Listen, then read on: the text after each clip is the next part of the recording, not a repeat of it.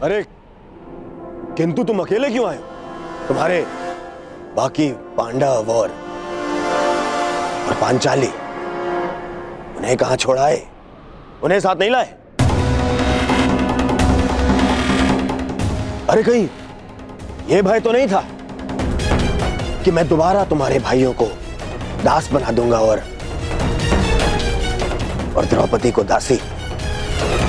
हाँ?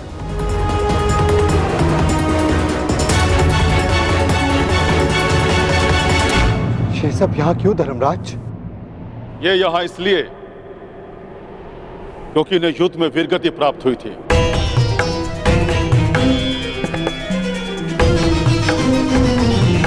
और ये पहले से निश्चित था कि जो कुरुक्षेत्र में वीरगति प्राप्त करेगा उसे स्वर्ग में स्थान मिलेगा। परंतु मेरे भाई और पांचाली कहाँ है धर्मराज? मुझे उन्हें देखना है। आओ मेरे साथ।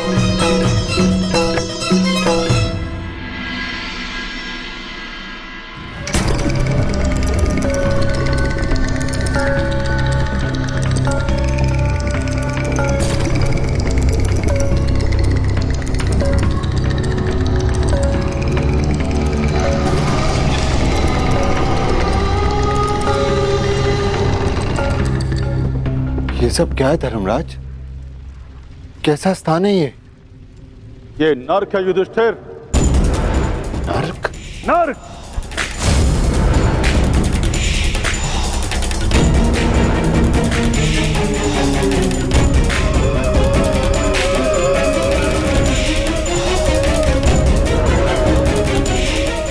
किंतु आप मुझे यहाँ क्यों लाए? चलिए। रुकिए सम्राट युधिष्ठिर! हमें छोड़कर मत जाइए। आपकी देह को छूकर जो वायु आ रही है उससे हमारा मन तृप्त हो रहा है। ये किनका स्वर है धर्मराज? उनका, जिन्हें अपने अपने कर्मों का दंड मिल रहा है।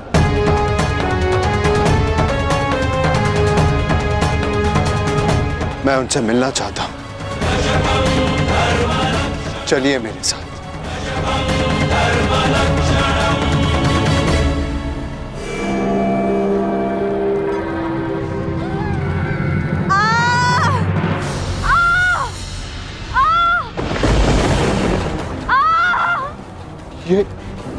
ये अन्याय है धर्मराज। पांचाली ने पाप नहीं किया था, उसके साथ पाप हुआ था। नहीं धर्मराज, तुम भूल रहे हो। पांचाली ने दुर्योधन का अपमान किया राजसूय यज्ञ में। अंधे का पुत्र अंध। परंतु उसने दुर्योधन के साथ साथ धृतराष्ट्र का भी उपहास उड़ाया था। हर क्षेत्र में निपुण होने के पश्चात भी और स्वयंवर में बुलाए जाने के पश्चात भी कर्ण को अस्वीकार कर दिया। ये शरसंधान नहीं होगा, क्योंकि मैं एक सूत पुत्र से विवाह नहीं करूंगी। ये वही दर्प की अग्नि है जो इसे जला रही है।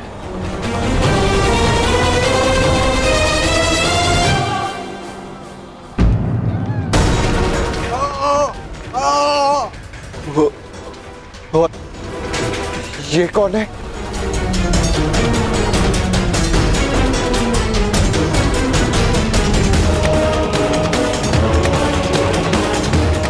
अपना बचपन स्मरण करो युधिष्ठिर, और स्मरण करो धनुर्विद्या के महारथी बालक का, जिसने अभ्यास में विघ्न डालने वाले श्वान का मुख बाणों से भर दिया था।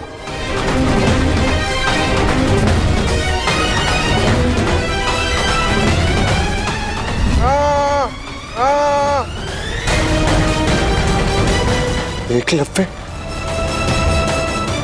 परंतु ये एकलव्य नहीं, ये वो है जिसके कारण एकलव्य को धनुर्विद्या का त्याग करना पड़ा और अपने अंगूठे का भी त्याग करना पड़ा।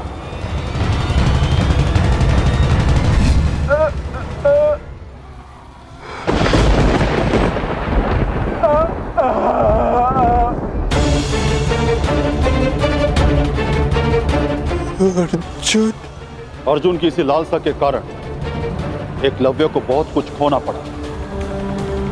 वही पाप अर्जुन को इस परिस्थिति में ले आया है। तो फिर भीम का है धर्मराज? भीम उधर है।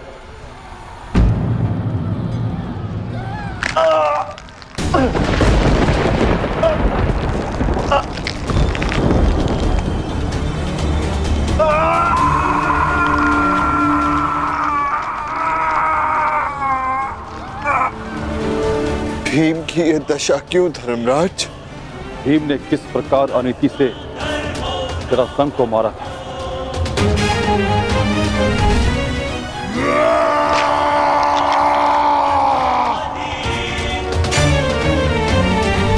और किस प्रकार दुर्योधन की जंगा तोड़ी थी,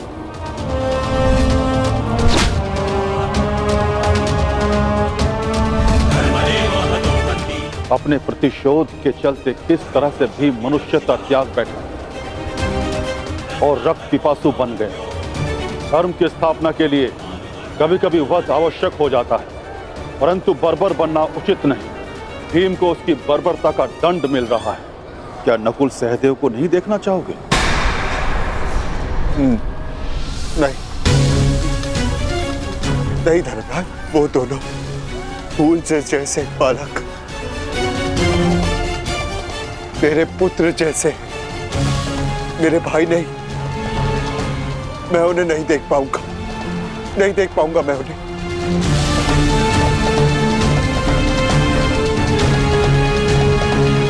तो स्वर्ग चले युधिष्ठिर?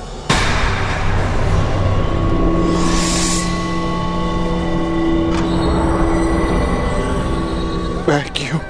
क्योंकि तुम अकेले अपने भ्राताओं में निष्पाप हो, इसलिए तुम्हें स्वर्ग में स्थान मिला।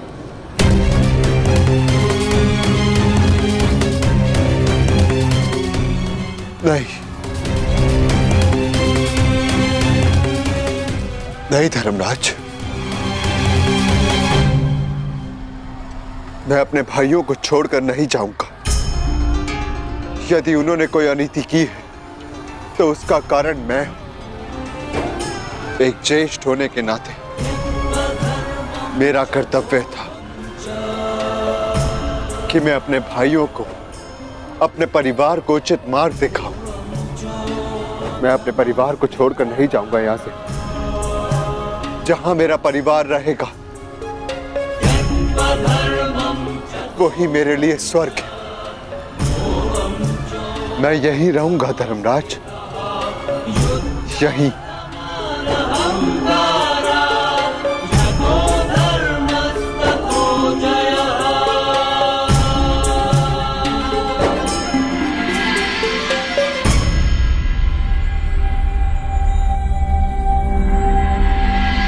अद्भुत युधिष्ठिर, अद्भुत। तुम्हारे कर्मों में केवल एक पाप था धर्मराज युधिष्ठिर। तुमने अपने गुरु द्रोणाचार्य से अश्वत्थामा के लिए आधा सच कहा, और वो आधा सच पूरे झूठ से बढ़कर था। इसलिए तुम्हें ये यातना दी गई। तुम्हारे सभी भ्राता और समस्त परिवार वहां है स्वर्ग में, तुम्हारे स्वागत के लिए।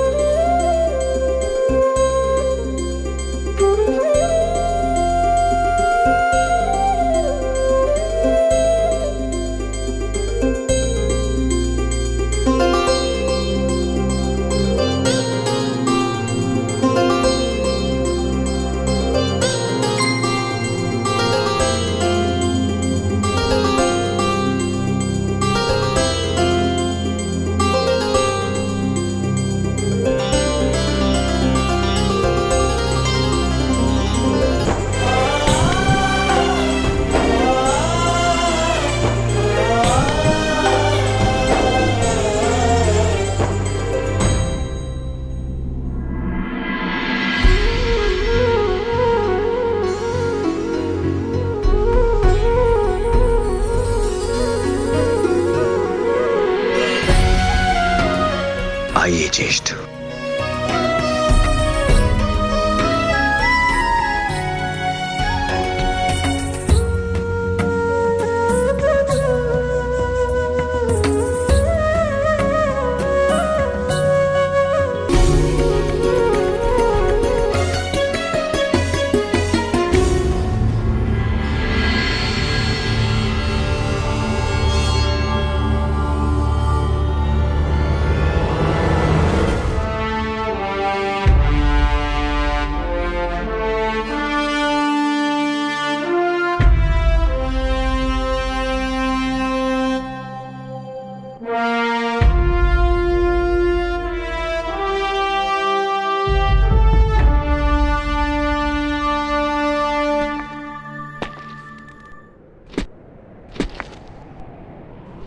दिव्य दृष्टि से बाण शक्ति से जीते ये सारा रण।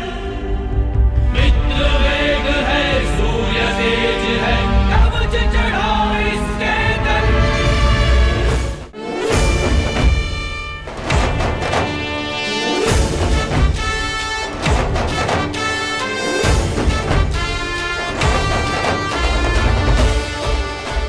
ज्येष्ठ,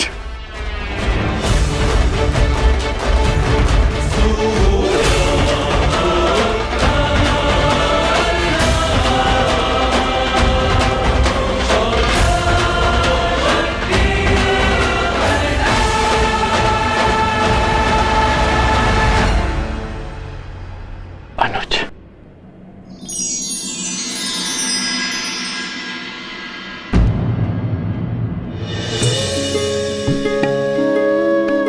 माधव,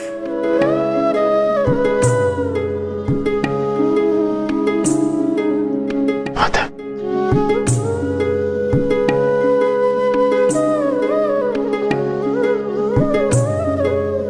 हाँ धर्मराज, और देखो आज सारे 106 भाई एक साथ स्वर्ग में हैं, और यदि धरती पर ये सारे 106 भाई एक साथ होते तो धरती को स्वर्ग बना देते।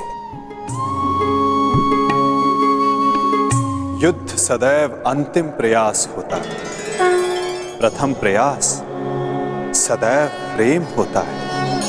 प्रेम से संब्रह्म जन्म लेता है, और संब्रह्म से आदर, आदर से करुणा, और जब मनुष्य में करुणा होती है तो वो एक दूसरे की आवश्यकताएं समझता है, उसकी पीड़ा समझता है, उसके निर्णयों का सम्मान करता है। और जहां एक दूसरे के लिए सम्मान हो, वहां युद्ध के लिए कोई स्थान नहीं होता।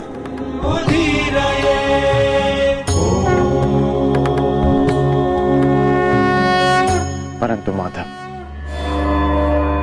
धरा को आपकी कमी अवश्य अनुभव होगी। मैं दूर कहां हूं, मैं तो कण कण में हूं, तृण तृण में हूं। मैं हर मनुष्य के भीतर हूं। जहां मेरी सोच है मैं वहां हूं।